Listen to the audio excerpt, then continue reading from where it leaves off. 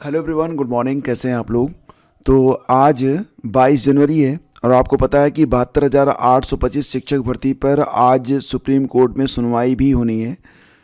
14 साल से इस भर्ती पर फ़िलहाल लंबित मामला अगर आप समझे तो है ये।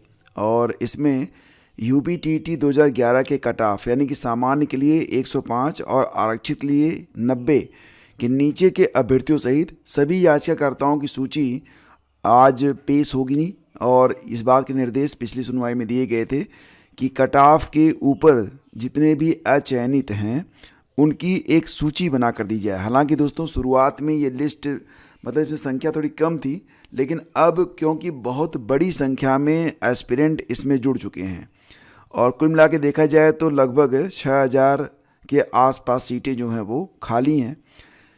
तो एक बड़ी समस्या यहाँ पर ये होने वाली है कि क्योंकि अब लगातार जो याचियों की संख्या वो बढ़ रही है, बहुत सारे याची जो अब तक एक्टिव नहीं थे वो एक्टिव भी हो चुके हैं और कुछ नए लोग भी इसमें जुड़ रहे हैं। यानी कि जो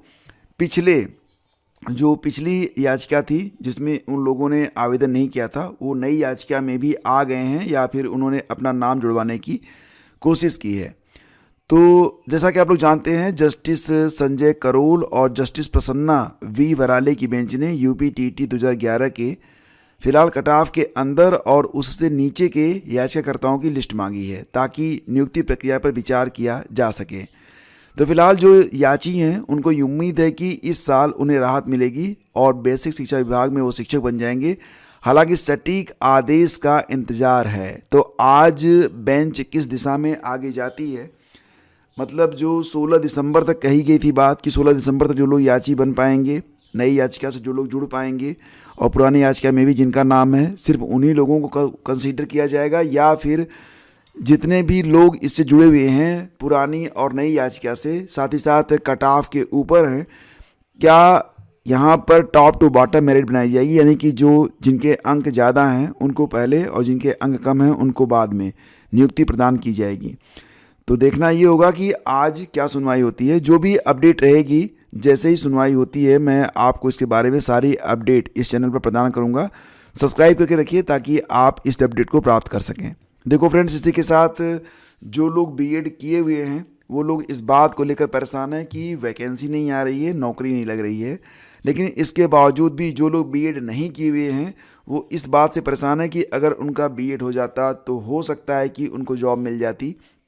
क्योंकि आपने देखा कि एलटी ग्रेड में भी अब स्थिति ये है कि कंप्यूटर और कला वर्ग में भी पहले तो जब नोटिफिकेशन आया तो कहा गया कि जो बीएड है ये केवल जो है इस प्रकार से रखा जाएगा कि इसमें वेटेज दिया जाएगा, मतलब not compulsory, but this time this is compulsory, necessary, जो कुछ भी आप कह लीजिए, कर दिया गया है। तो बीएड की जो वैल्यू है बढ़ रही है, बावजूद इसके कि प्राइमरी में बीएड के आधार पर अब शिक्षक भर्ती नहीं हो रही है। लेकिन फिर भी अगर कोई बीएड कर लेता है तो वो कक्षा 6 से लेकर 12 तक के लिए शिक्षक भर्ती के लिए एलिजिबल हो जाता है। और टीईटी पेपर 2 और आने वाले समय में आप ये भी जानते हैं कि जो न्यू एजुकेशन पॉलिसी आई थी उसमें कहा गया था कि टीजीटी और पीजीटी के लिए भी अभी कुछ दिन पहले संकेत मिले थे। हालांकि अभी कहा नहीं गया है कि 2026 तक या 27 तक जो पेपर होने वाला है, ऐसा तो नहीं होने वाला है, लेकिन आगे चलकर हो सकता है कि जो लोग टीजीटी और पीजीटी दें उनके लिए भी टीईटी देना पड़ जाए। जैसे कि बिहार में होता है ना कि जो लोग बिहार में यस टीईटी पास करते हैं वही लोग टीजीटी और पीजीटी में शामिल होते हैं, उसी प्रकार से। तो फिलहाल इस बार भी जो आयोजन है बीएड में एडमिशन यानी कि प्रवेश के लिए, तो एंट्रेंस एग्ज़ाम करवाया जाएगा बुंदेलखंड विश्वविद्यालय के द्वारा ही। और पिछले 4 साल से बुंदेलखंड विश्वविद्यालय ही इस भर्ती को जो है लीड कर रहा है।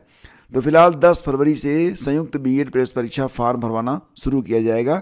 बाकी जानकारी आपको चैनल पर मिल जाएगी और नोटिफिकेशन ये फरवरी के 1 या 2 फरवरी तक फॉर्म भरने का नोटिफिकेशन जारी कर दिया जाएगा।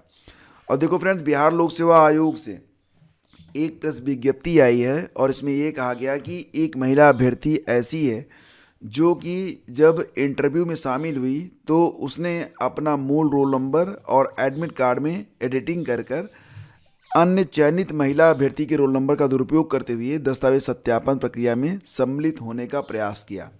हालांकि ये पकड़ी गई और अब इस पर कार्रवाई हुई है। तो बीपीएससी ने अभ्यर्थियों को चेतावनी दी है कि अगर इस प्रकार का कोई काम छल कपट आप करते हैं तो फिर क्या होगा कि आपकी जो अभ्यर्थिता है, कैंडिडेचर है, उसको निरस्त करते हुए विरुद्ध कठोर कार्रवाई की जाएगी। ये खबर आज के अखबारों में भी है और इनकी हिम्मत देखिए कितनी। ये जानते हैं कि ये लोग पकड़े जाएंगे, फिर भी अपना करियर बर्बाद करने पर ये लोग तुले रहते हैं। और विशेष छात्रों की पहचान कर उनको समान शिक्षा से जोड़ना होगा। यहाँ पर दोस्तों बात हो रही है इंक्लूसिव एजुकेशन के बारे में। आप जानते हैं इंक्लूसिव एजुकेशन, बीएड आपने किया होगा। तो यहाँ पर क्या होता है कि जो लोग समाज की मुख्य धारा के साथ नहीं चल सकते, ऐसे बच्चे जो दिव्यांग होते हैं, उनको भी समान रूप से शिक्षित करने की बात यहाँ पर की जा रही है। खैर यहाँ पर कोई वैकेंसी नहीं है, तो ये खबर आप पढ़ सकते हैं।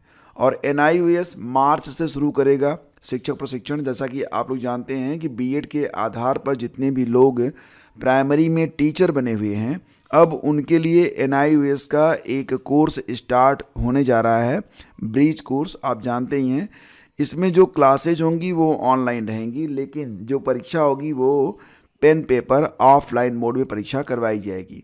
और बाकी आप जानते ही हैं, इसके बारे में कुछ बताने की ज़रूरत नहीं है। इस कोर्स को सिर्फ वही अभ्यर्थी कर सकते हैं जो बीएड के आधार पर प्राइमरी में शिक्षक बन चुके हैं, ठीक है।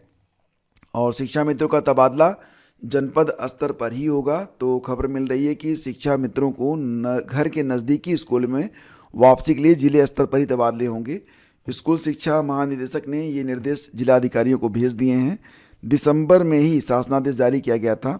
तो बीते 9 दिसंबर को मूल विद्यालय या घर के नज़दीकी विद्यालय में वापसी का शासनादेश जारी कर दिया गया था, जिसमें कहा गया था कि शिक्षा मित्रों को पहले मूल विद्यालय में भेजा जाएगा और मूल विद्यालय में पहले से ज़्यादा शिक्षक हैं तो नज़दीकी विद्यालय में उनकी तैनाती की जाएगी।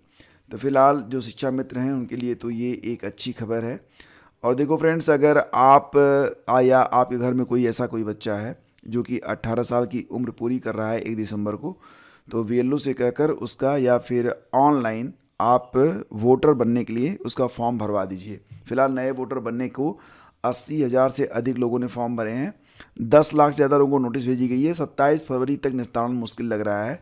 तो ड्राफ्ट वोटर लिस्ट में तार्किक विसंगतियों ने अफसरों को उलझा दिया है। 10 लाख से अधिक नोटिस जारी होने हैं और निस्तारण की अंतिम तिथि 27 फरवरी 2026 है। तो फिलहाल मुझे लग रहा है SIR की डेट अभी और आगे बढ़ने वाली है।